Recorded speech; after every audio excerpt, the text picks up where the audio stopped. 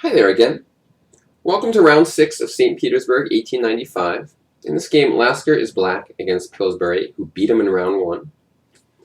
And this puzzle is hard. This is a puzzle for serious analysis, serious calculation.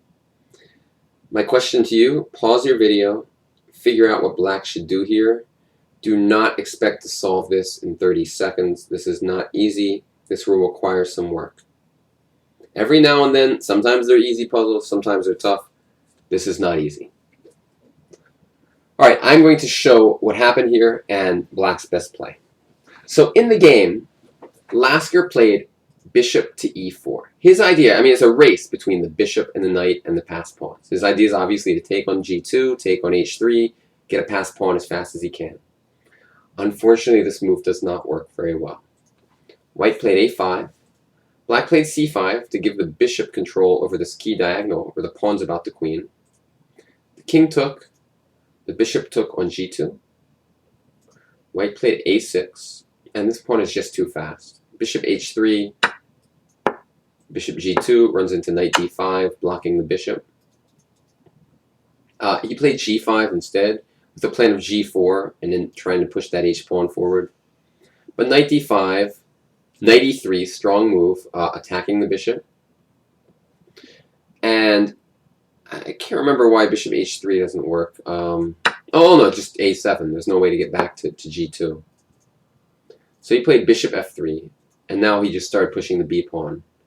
And the problem for black is if g4, just knight takes g4. And black can barely even move his pawns, so it was pretty much all over. After knight d5, he resigned because a7's just coming. Like if bishop back to f3, I think knight c7 and b6. These pawns are just moving super fast, and black's pawns aren't moving at all. In the original position, and by the way, this means Pillsbury has now beaten Lasker twice in a row, which is why I feel like he would have had a chance. It would have been interesting if he never kind of got like sick and weaker and erratic with his chess style, with his chess play. But in this position, there's only one way to draw. One way only. And that is g5. And it's not easy calculation, but after a5, we have only one way again. We have to play bishop takes a3. This is not easy stuff at all. If a6, simply c5 followed by bishop g2, now our pawn's really going to queen. So instead he should take the bishop. Black goes g4, white takes, black pushes, push, push, push, push, queen g1 followed by queen b6, and it leads to a drawn position. Let me see if there's any other key moves in that line to talk about. Like, for example, this move, I think it's the same kind of idea, except we go g3 this time. Yeah, a7, queen, queen with check. This is actually better for black, because now we're up a pawn, whereas in the other line we weren't. So basically we have to go as fast as possible with our pawns. g5 followed by bishop takes e3, h3 will hold a draw. If bishop h3 immediately, the thing is we didn't have to do it right away, so I think we can just go a5, right? Oh wait, sorry, now g5. We can do, I wonder what's the difference here. If a5, g4 still seems to work. But maybe we can just bring our knight back. I'm not so sure, though. It's not super easy. Alright, I'm going to have to Houdini this.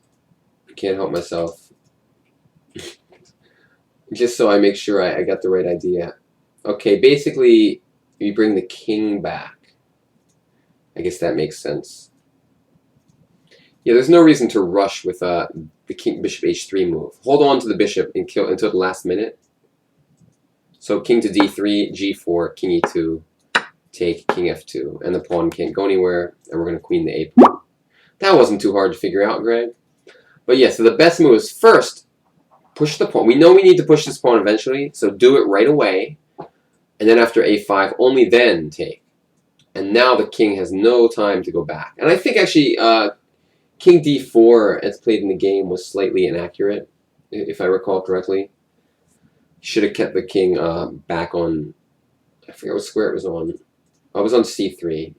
He should have pushed the a pawn faster. But the point was, this kind of calculation is very useful if you can do this. It's very hard. I mean, I can easily imagine playing the wrong move here for sure. But it's kind of a simple, not simple, but it's kind of like a forced variation. There's not really many sidelines, but the trick is to find these moves. They're not all obvious. Like g5 followed by bishop takes h3. Tough move to find. Lasker couldn't do it. He went down to Pillsbury again. And now he moves back to just a +1 score after 6 rounds. So thanks guys for watching this game. Any of you guys solved it, way to go. Very impressive. Not an easy position. And I'll see you guys next time. Bye-bye.